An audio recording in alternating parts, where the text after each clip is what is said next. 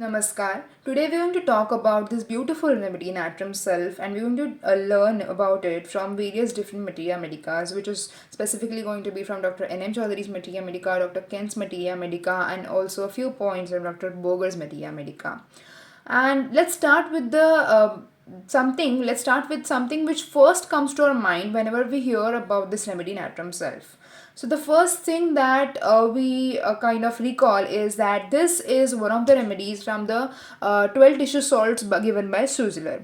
This is something that we first recall about this remedy, and it is the same point which Dr. N.M. Choudhuri starts talking about as he introduces us to the remedy in his Materia Medica. So he tells us that it is one of the Schussler's 12 tissue salts, and it is an inorganic salt found in the intercellular fluids of the human body.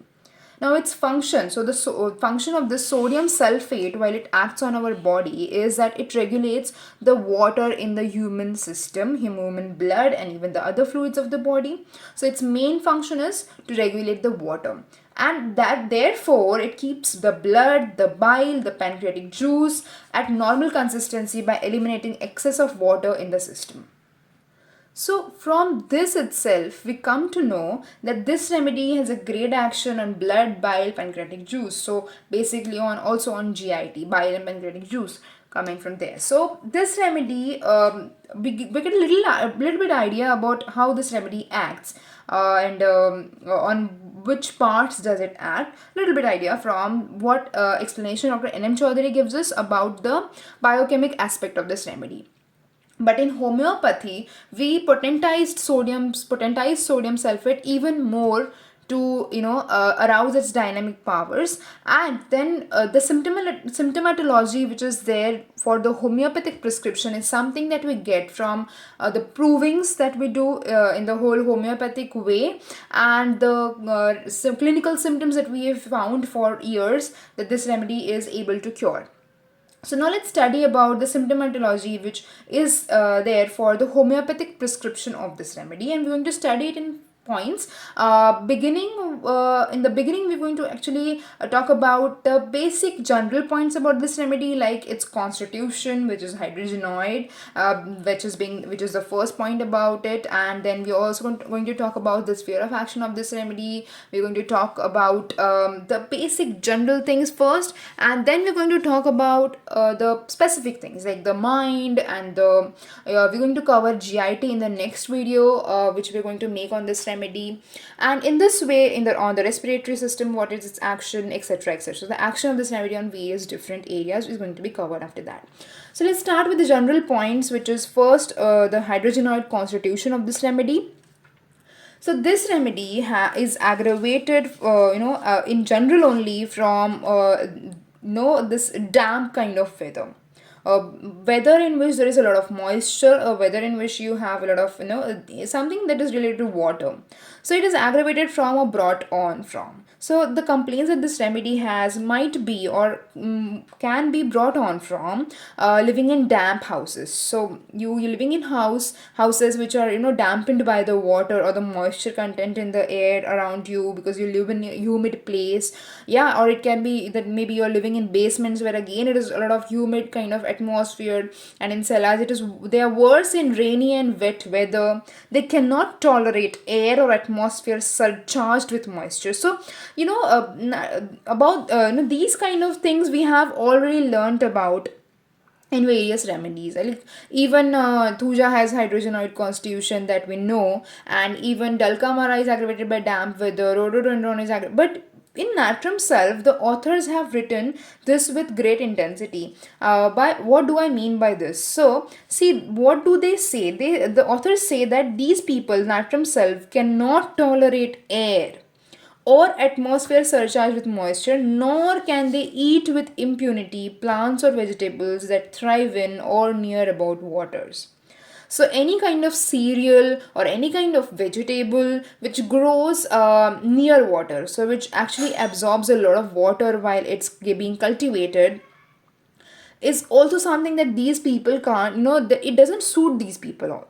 So even that kind of thing is not something which is very comfortable for them. So can you see the amount of aggravation that they have from any kind of water content around them, even be it in the food, be it in the air around them, the damp rain or anything, and they feel healthy and happy in dry weather. So that's very characteristic of Natrum Sulph.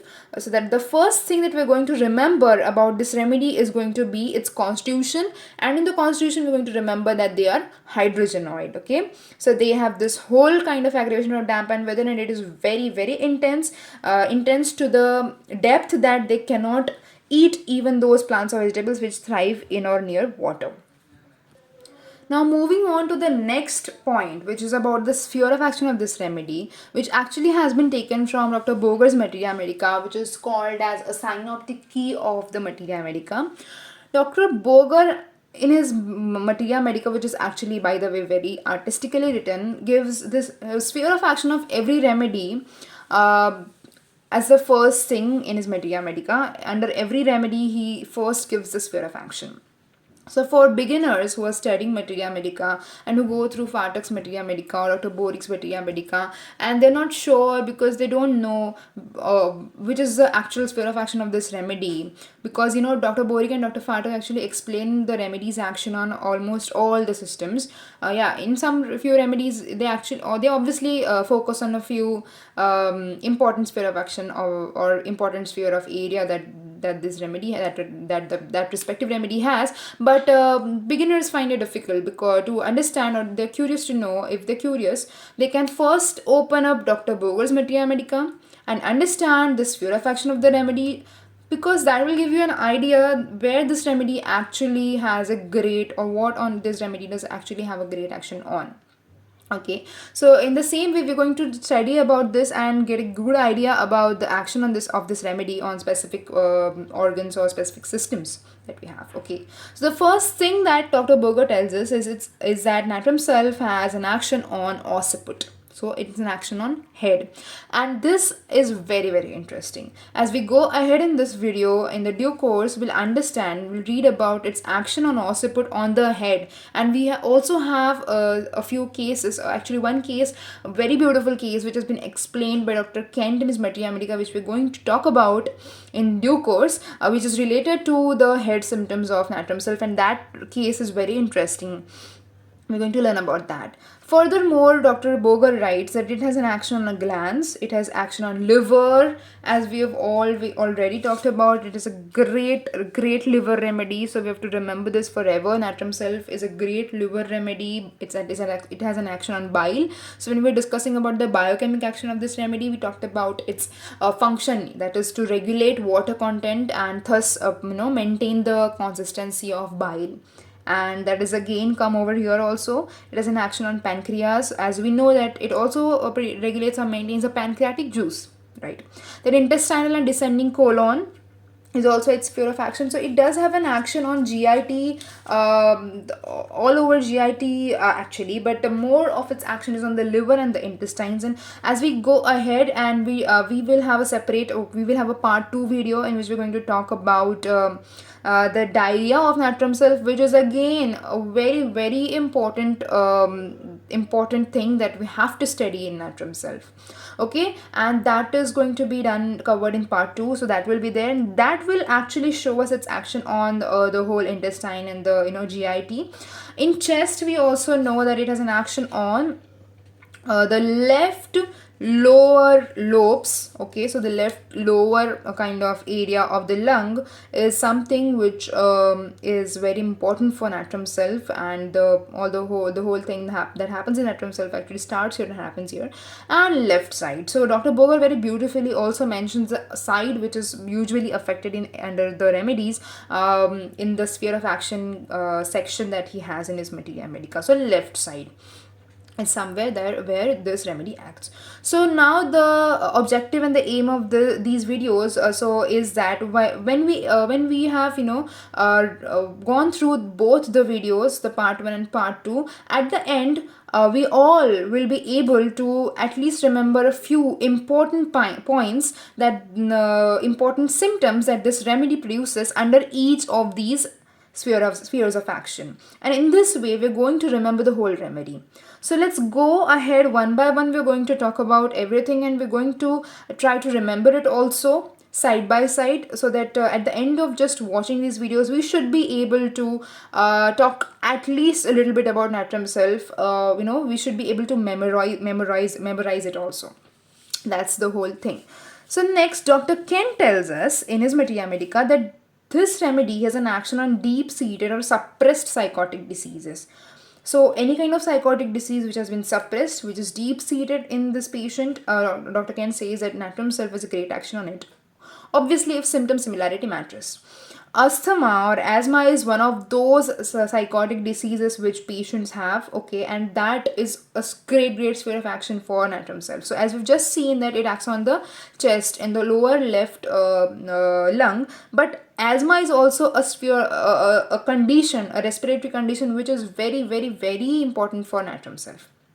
Just like I talked about the diarrhea, which is very important in Natrum Sulph, asthma is another health condition, another respiratory condition, a respiratory condition which is very important under Natrum Sulph. Okay, this remedy has a grand sphere, and its action upon the liver and stomach is grand, as Dr. Kent also tells us now. So every author, be it Boger, be it N.M. Choudhuri, be it Kent, everybody is stressing on the action of this remedy on liver. Okay, so that is something that we have to remember. So liver and stomach is somewhere that they act. So stomach will be there, right? And also on the liver, it has an action, and it produces a bilious disturbance. So again, bile comes into the picture. So bile is very important. So bile, it produces a bilious disturbance. Now Dr. N.M. Choudhuri further gives us a general point with that this remedy has a great characteristic, which is its discharges. So he says that a great characteristic that dominates this remedy everywhere is its discharges, which are invariably thick yellow or yellowish green, just like we know about pulsatilla. Even pulsatilla has yellowish green or greenish discharges, right? Yellow discharges. So this remedy also has this kind of thick yellow or yellowish green discharge. So he tells us that in ophthalmia, in conjunctivitis, in granulosa, in ozena, in diphtheria, gastritis, diarrhea, dysentery, gonorrhea, leukorrhea, cough, asthma, and for that matter, in every other variety of complaint characterized by thick yellow or yellowish green discharge, we should accord Natrum Sulph our first consideration. So that is the amount of importance that has been given to the discharges. Because why is this amount of importance given? Because this remedy in all its conditions are there that you will find, and this patient are going to have thick yellow or yellowish green discharge. So again, that is another point which has to be remembered, which is very interesting as well. Everything that this remedy, all the discharges that it will have are going to be thick yellow or yellowish green. So whenever you see this kind of discharges in any patient, a remedy that should come to your mind. You might not prescribe it every time because the symptom similarity must match, but a remedy that must come to our mind is Natrum Sulph and pulsatilla, obviously, because pulsatilla also has this kind of discharges. So here we have completed talking about the general points related to this remedy. We talked about the hydrogen ion constitution. We talked about the hydrogen ion, then the sphere of action, then the conditions that this remedy also acts on, and also about the discharges which are common to almost every system and organ in this remedy. So that we've talked about. Next, moving on to the mental aspect of this remedy. Dr. N.M. Choudhuri, Dr. Kent very beautifully explained the mental aspect. So Dr. Kent says that this liver excitement is something that we see in this remedy. So all authors are stressing on it. So it is obviously there in this remedy. And along with this also, there is a long list of mental symptoms which are there in this remedy. So what are they?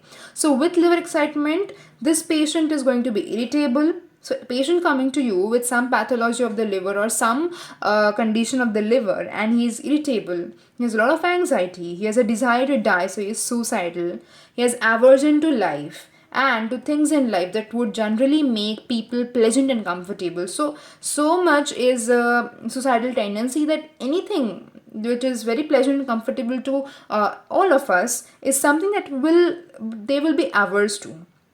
So in general, they are just averse to life. They have this desire to die. They have a lot of anxiety, irritability. Now see what a good wife goes to her. What does this wife say? Okay, there's this good wife which goes to her husband and says, if you only knew what restraint I have to use to keep from shooting myself, you would appreciate my condition. So this patient wants to suicide, right? As Dr. N.M. Choudhuri also writes, Natrum Sulph has a great inclination to commit suicide, especially by shooting. So this remedy, so in Materia Medica, that is the beauty of Materia Medica. In Materia Medica, there are also a few various remedies, and various different remedies have different kinds of tendencies. Even for doing a suicide, they have different tendencies. Someone wants to, die by shooting themselves, or someone wants to kill themselves by drowning, like Antim Crude. So there are various different remedies, and different remedies are going to have, or do have, as has been noted in Materia Medica, different tendencies to kill themselves. Okay, so a Natrum Sulph that we are studying right now has this tendency to kill himself by shooting, and they keep a great restraint. So they do keep a great restraint. So what Dr. Kent says is that no remedy has a symptom like Natrum Sulph. This wonderful restraint, right? So which is very, very important. So this restraint that this remedy has to prevent doing herself bodily harm is characteristic of Natrum Sulph. So although they do want to kill themselves by shooting themselves, but they have this wonderful restraint which doesn't allow them to do this. So next we see that Dr. N.M. Choudhuri also gives us another peculiarity about this sadness of Natrum Sulph. As we've seen, they are suicidal, they are very, very sad. So this sadness of Natrum Sulph is that it is characterized by aggravated by music. So aggravation from music. So their sadness will even more increase when they listen to music. They are very much aggravated by music, just like aconite also is aggravated by music, digitalis, graphitis, creosote, natrum carb. Natrum carb is a remedy that we've already covered. We've also done aconite. So Dr. Kent writes that music makes her weep, makes her sad and melancholic. This symptom actually runs through natrums, which it receives from the natrum side of family. So the Natrum Sulph has this natrum side of family, right? So from there, this symptom is coming, because all the natrums have this symptom, is something that Dr. Kent writes, right? So natrum carb, natrum mu, natrum sulph, all of them are aggravated by music. Their sadness is aggravated by music, is something that these authors are trying to tell us. So that's all about the mental aspect of this remedy. The mental aspect is more about the suicidal tendency, about the aversion to life, the anxiety that this remedy has, and the kind of death that they wish to have, that is by shooting themselves. And then they have this peculiarity, which is they are aggravated by music, is something that we learned about. Next, moving on to the very, very, very important head symptoms of Natrum Sulph. So Dr. N.M. Choudhuri writes over here that this remedy has a sick headache. Okay, they have a lot of headache, which is more related to the gastric system. Okay, so sensation is that the top of the head feels hot. The brain feels loose when stooping, as if it would fall forward. The pain that they have is very violent. It is felt in the great depth of the brain. Feels as if the bones at the base of the brain were crushed. So this is very important, this crushed feeling, the base of the brain being affected in this remedy. They have, along with this, they have giddiness, they have vomiting of bile, they have bilious diarrhea, they have colicky pain and bitter taste in mouth, just like in Rostov. So we already have seen that this remedy has a great action on GIT, this remedy has a great action on liver. So it's very logical when we talk about the headache of this remedy that it is going to be gastric in origin, or it has to be gastric in origin. In like this remedy does have gastric origin headache and also have other types of headache, but gastric origin headache has to be there, right? So they will be high. They do have this giddiness, vomiting along with headaches, right? Pain in this abdomen along with headache, diarrhea along with headache, all of these things. And there can be bleeding from nose also along with it, and there can be great heaviness of the head that these patients feel, like bryonia rostophlacesis also have. Salivation. Salivation is another very, very important point in this remedy. Okay, they have a lot of salivation. It is very even Dr. Kent has talked a lot about it. He tells that this patient comes to you and says that, doctor, my mouth is always full of slime, because they have a lot of salivation. That is why this patient is going to say this to you. We'll talk about it also, a lot about it also. Now, tongue. The tongue is also dirty, greenish grey or brown, has a brown coating. So this kind of tongue is seen in Natrum Sulph, right? Dr. Kent writes that important head symptoms are seen in this remedy, like mental symptoms from injuries to head. Now, this is where we come to the interesting part. Natrum Sulph has mental symptoms from injuries to the head. So whatever, if somebody falls down, or somebody just hits something and hits on their head, then they're going to have a set of symptoms, and if that set of symptoms matches Natrum Sulph, you are something, or you are somebody who has now hit a now very lucky, because this patient is now going to get better with Natrum Sulph.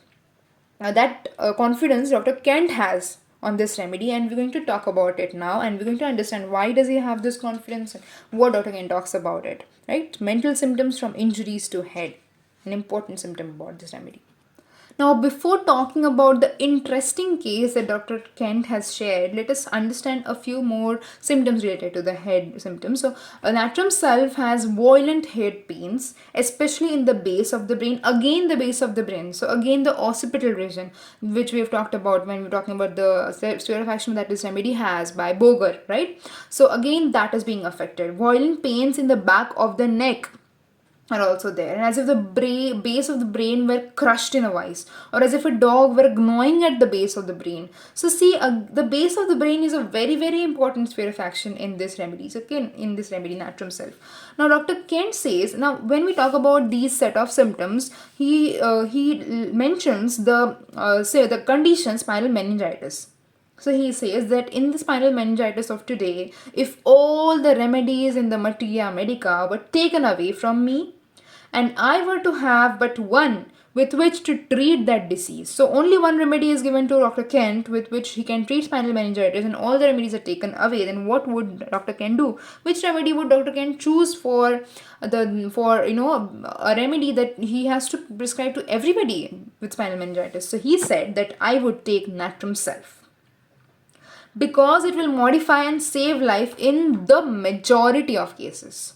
It cuts short the disease surprisingly, and when it is the truly indicated. Now this is important. We cannot just blindly prescribe it in every case of spinal meningitis, but if it is a truly indicated remedy, the Natrum Sulph helps like a lot. It saves life, and it is the most commonly indicated remedy also in spinal meningitis, because he says that he would take Natrum Sulph and he would leave all the other medicines. So that is why. But it should match. Symptom similarity should match for a cure to happen. Now, the case that we have now will have spinal meningitis, and in that spinal meningitis, again, the set of symptoms that will be there, which will involve drawing at the back of the neck and spasms of the back, etc. Along with it, as we've talked about, the irritability in the mind symptoms. Okay, so the mental irritability will be there, delirium will be there, all of these things will be there. Dr. Kent also tells us that the violent determination of blood to the head we find in this remedy clinically is readily relieved. So if we give this remedy to the person who needs this remedy, then the violent determination of head, so the blood to the head will be the first thing to go, or will be the first, means not the first, but will be something that will definitely get relieved, is what Dr. Kent tells us. Now we'll move on to the case. So Dr. Kent actually explains about this case in his Materia Medica. What does it tell us? So there's this young man, okay, who lived in St. Louis, who lived in St. Louis, was hurled from a truck in the fire department. So this person was working in the fire department, and something happened, and he fell down from the truck, and he struck on his head. Right. Okay, this is something that happened with this gentleman. So now he tells us, Dr. Kent also gives some background about this patient. He tells us that this patient, being in the fire department, he has a lot of belief in allopathy, or he is actually an allopathist. He always goes to allopathy if he has something, okay, and does not try something else like homeopathy or etc. He always is just relying on allopathy, and he was a good well-bred Irishman, so he had to have some good stout physique. So he did have a lot of good stout physique, and some of his friends prevailed upon him to stay in the country for a while. He did so, but he did not get better. So what these friends thought that you should live by the countryside, you'll feel better, but he did not feel better. He was irritable and he wanted to die. Now his wife, she could hardly stand it with him because he always wanted to die. He did not want to live at all. So now this wife was also very irritated, did not want some living with somebody who does not have any interest in something which is enjoyed by all the other people. Okay. So, and what happened is that these fits were going on after this happened for 5 to 6 months, and now this person tried allopathy. He's trying to live with country side, and he's trying to have this get better. But for 5 or 6 months, he's been doing this, but nothing is happening. He was irritable. He wanted to die. His fits drove him to distraction. He did not know when he was going to have one. So the thing with fits was that he might have it anytime, anywhere, and he does not know when it's going to happen. And along with that, so his life was made miserable, and he just wanted to die. Allopathy did not help. Someone referred him to Dr. Kent. Actually, he went to some homeopath in the country that he was living, because he had one of these attacks, and the doctor that was near him in the where he stayed was only a homeopath. So he went to him. That homeopath told him that he better come back to St. Louis, and he should go to Dr. Kent for the treatment, and that is why he went to Dr. Kent. So what happened is, so this is something Dr. Kent has told us. When he walked into my office, he staggered. His eyes were nearly bloodshot. He could hardly see, and he wore a shade over his eyes. Okay, so over his eyes he's wearing a cap or something like a shade. So much was he distressed about the light, such a photophobia. So as the patient is walking in the clinic of Dr. Kent, see how he observes the patient. He sees that he is staggered, his eyes are, he's walking staggered, his eyes are very bloodshot, and he's wearing a cap. So that gives him an idea that he has a problem with the light. He has problem in his eyes. So he's distressed about light. Yeah, and there's constant pain in head that this patient has. So now Dr. Kent prescribes Natrum Sulph, and after prescribing Natrum Sulph, this patient is better. Okay, this patient does not have fits after that at all, and he gets cured of this this whole condition which made him suicidal, which made him to not want life. And his wife's life was again miserable because of this person also. So this whole situation, he was taking allopathy for so many months, 6 months, but he was not getting any help from it. And now homeopathy cures the case. This is the beauty of homeopathy. This is the beauty of Natrum Sulph, the remedy that we're studying right now. This is the power that we have in our hands, Natrum Sulph, and we can use it when it is required, right? Now Dr. Kent actually discusses arnica versus Natrum Sulph, because whenever a patient comes to us with a hit on the head, and you could not find any kind of maybe bleeding as such on the outside, any hemorrhage on the outside, and you think that it is a concussion, and the remedy that first comes to our mind when we talk about trauma, when we talk about concussion, is always arnica. So now that is why he discusses why are not arnica and why Natrum Sulph is being prescribed in this case, and it has to be remembered while prescribing for such cases. So he says that there was nothing in this patient's fits that was distinctive of a remedy. Okay, there was nothing, and the first thing that came into Dr. Kent's mind was also arnica only. That is what everybody would have thought. Arnica, however, would not have been the best remedy for this patient, is something that Dr. Kent tells us, okay. So he says that had Dr. Kent known no other or better remedy, then arnica would have perhaps been the best that he would have tried from his end. But as soon as he had finished his description, and he had given the case more of a thought, he found that Natrum Sulph was the indicated remedy for injuries of the head. And he has now, this Dr. Kent had developed a habit of giving it. So he gave it in this case also. And the first dose of this Natrum Sulph cured this young man. He has never had any pain about the head since then. He has never had any mental trouble since then, never another fit. And that one prescription, just one dose, one prescription cleared up the entire case.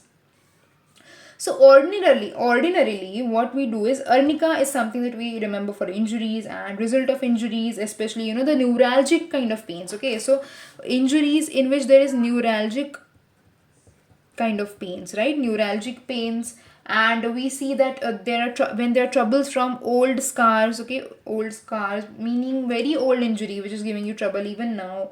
And but so this is something that is which is seen in arnica. But in Natrum Sulph, the very important thing is that mental troubles.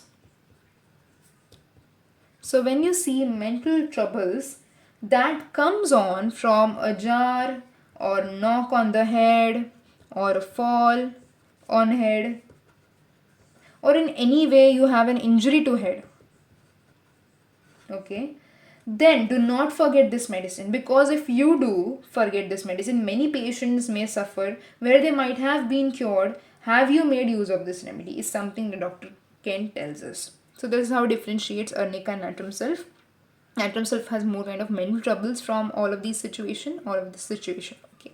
So that's an interesting case that we discussed, and right now we saw that this photophobia which we have talked about. Okay, so that's what we're going to now continue talking about, because it came over in this case. Let's just also discuss about the eyes related symptoms of Natrum Sulph. So Dr. Kent again gives us this explanation that this photophobia in chronic diseases in Natrum Sulph. Okay, example is that there is a case of chronic conjunctivitis. So chronic is something that we all must remember. So photophobia in chronic diseases. So in chronic conjunctivitis, for example, where the patient has now has all these granular lids, he has green pus again because there's yellow or greenish color discharges in this remedy. He has terrible photophobia, so much that he can hardly open his eyes, and the light of the room brings on headache, distress, and many pains. Okay, this kind of a situation, if it's there in this remedy, he has terrible photophobia, chronic situation, okay, then you have to think of Natrum Sulph. Here, Natrum Sulph should actually be compared with graphitis, because graphitis also has photophobia and chronic conditions. And for example, we have these acute conditions, acute conjunctivitis, for example, or any kind of acute condition of the eye in which the patient has photophobia. Then the remedy that first comes to our mind is obviously belladonna. But if it's a chronic condition, if it's a chronic disease and the patient is having photophobia for months and months now, with the disease, even with the mental trouble from the injury that has been to head. So in this case that we just now discussed, what had happened is that the patient had got an injury on the head, and along after that the photophobia had started. Okay, and the fits were there along with it. So photophobia in chronic situations is something that must give us an idea of thinking about Natrum Sulph, right? So in this way we just complete talking about this remedy, the not complete talking about this remedy, but we've complete talking about whatever we had to be cover in this part of the videos.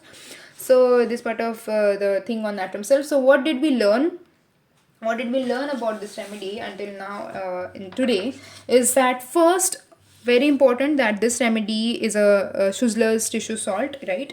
And it has this function that it does is that to regulate the water content. It acts on the blood, bile, pancreatic juice consistency. And then we've also seen that this remedy has a hydrogenoid kind of constitution, right? So we saw that they have this aggravation from damp weather, from humidity in the air, from basements, cellars, and also the food that they eat. If it has a lot of water content, that also affects them. The next thing we talked about was the sphere of action that this remedy has, which is which is by Boger that we saw. Okay, which the action that this remedy has was on occiput, right?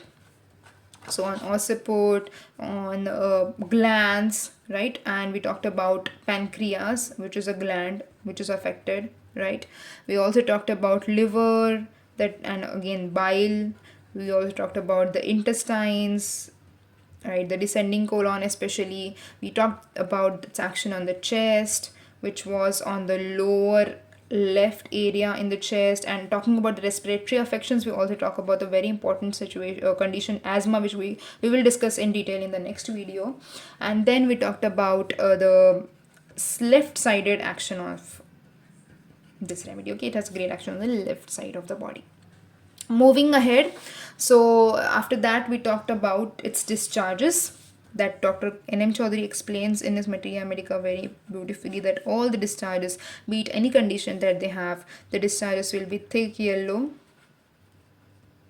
or yellowish green, right?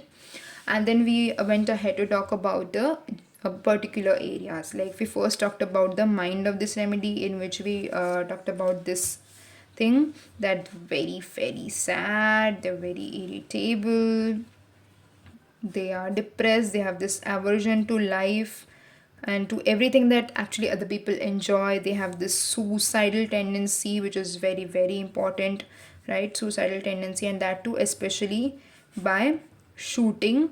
But they also have a great restraint, they can restrain themselves from doing it actually. Then there is this sadness which is aggravated from music, and we talked about the same symptom being present in aconite, indigitalis, and graphitis, and creosote, in natrum. So all the natrums do have it, right? And the other remedies that I've just now mentioned. Then we talked about its action on the head, under which we talked about its action on occiput, or on the base of the brain, yeah, on the base of the head, base of the brain, and they feel as if it was, crushed, as if a dog was gnawing at the base of the brain, as there was a violent pains at the base of the brain, even the back of the neck, all that area which is especially affected in the situation, the condition spinal meningitis is there, right? They also talked about the sensation that as if the top of the head felt hot to them, as if whenever they just stoop down, they feel that the brain is also loose and it's falling ahead in the forward direction. Along with the headaches that they have, or the head situation that they have, they also have something related to the the liver or the bile. They have vomiting, they have bilious diarrhea, they have colicky pains, and they have bitter taste, etc., etc. Even the salivation that they have is a lot, and they do have a tongue which is dirty green tongue, or they have a brown coating on the tongue.